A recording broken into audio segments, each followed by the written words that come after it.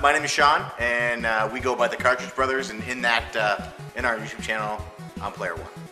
And I'm Player 2, but my real name's Mark, and like you said, we actually are brothers who've been gaming all of our lives together pretty much. If you look at Halifax in the last, I'd say 10 years, I'd say nerd culture is becoming, a lot more prevalent than it was before that. Yeah. What do you think? I mean, there's so many things popping up there. You can't even compare the explosion that we had just with HalCon last year alone. Going from 2 years ago when you could get tickets right up, even to the minute of, and to being to the fact that it was an 8-hour wait just to get inside. So that alone shows that it's not just video games, it's everything. It's comic books, it's movies, it's Doctor Who, it's steampunk. Yeah. And I love the steampunk. I know you do. But not to wear it, but to look at it. But yeah, it's Halifax. Halifax has always been a hub of everything, like sports, hockey, drinking, partying. It's a university town, so there's constantly an influx of new people coming in. And as young people come in and try and experience things and find out what they're into, they end up picking things that they like, and a lot of it is nerd related. It's hip to be a nerd right now, so Halifax is very hip. I mean, look at the PvP bar now that just came out. There's a board game cafe now that came out downtown. I mean, there's a barcade that's going to be starting up. That guy who owns a convenience store next to us, he wants to start up his own barcade. I mean, it's a lot more prevalent now than I'd say it was 10 years ago. I'd say we're there. Yeah, we've been nerds pretty much right from the beginning. Yeah. I know we got the NES when we moved to Lower Sackville, and it was no looking back for me. I loved it. Yeah, well, we got it from our family, right? Because they were also in the games. Yeah, well, yeah, our uncle played Dungeons and Dragons, and I used to follow him around because I wanted to play too. So, and that's probably why we like RPGs so much, is because of him. Because it is an RPG. But yeah, we've been nerds right from the beginning.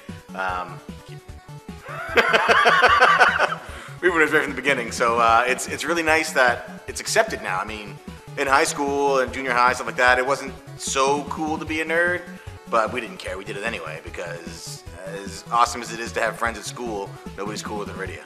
Well, here's the thing. When I was younger, because I grew up, he was playing games before I could even hold a controller because he's older than me. And I seen my parents also playing with him, so naturally I just wanted to get in. I beat my first Final Fantasy when I was 5, so that's one of my earliest memories. I'm so good at games. Yeah. But anyway, but here's the thing. We moved around a lot when we were kids. I went to 3 different elementary schools before I hit junior high. So I had to make new friends pretty much every, 3 years. I had to start all over again. And so I went to a new school. It's always scary and intimidating, but there was always one thing that every kid had in common, and that was Mario. That was Nintendo, Super Nintendo. So when I went to a new school, I had that to fall back on, and that just became my crutch. And ever since then, I've just been hooked on it, and it's never changed. And it doesn't, we're super competitive.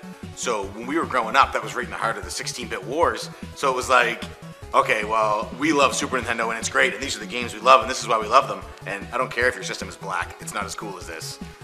So yeah, that also helps solidify, because we won that.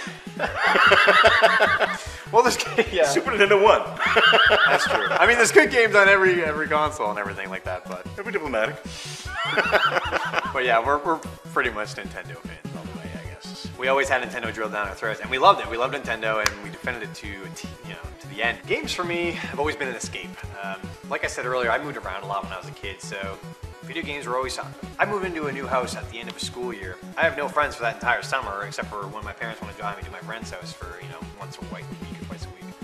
So to fill in that gap, I needed something, and I already had my consoles. So I had no friends. I played consoles, and video games were always just there.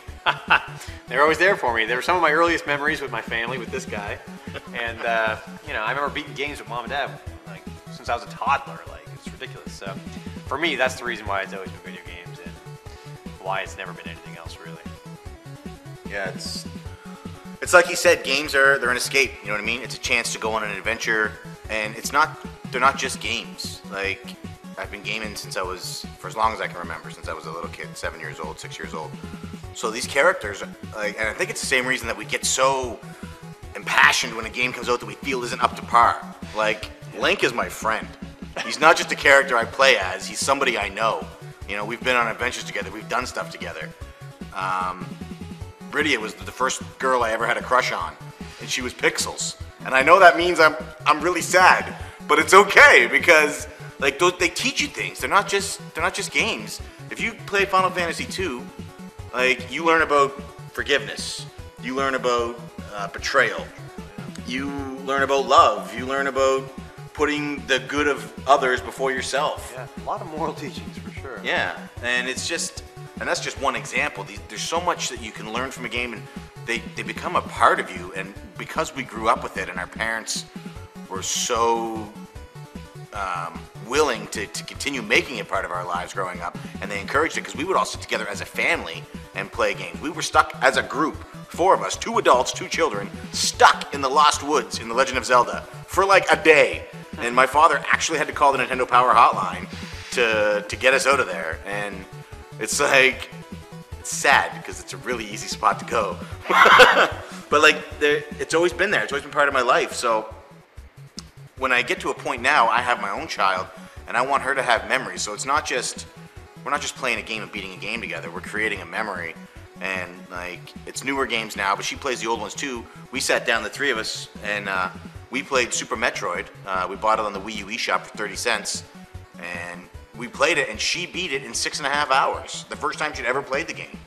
And she was 11, like, and now that's something she'll always remember, you know? And I don't know, it's just, games are always there. They never let you down, they never disappoint you.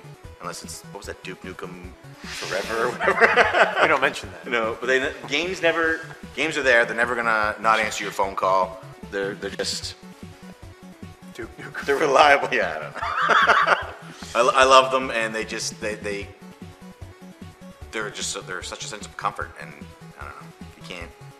You can't play a game. You can't put a game in that you played when you were a kid and not get hit right in the feels.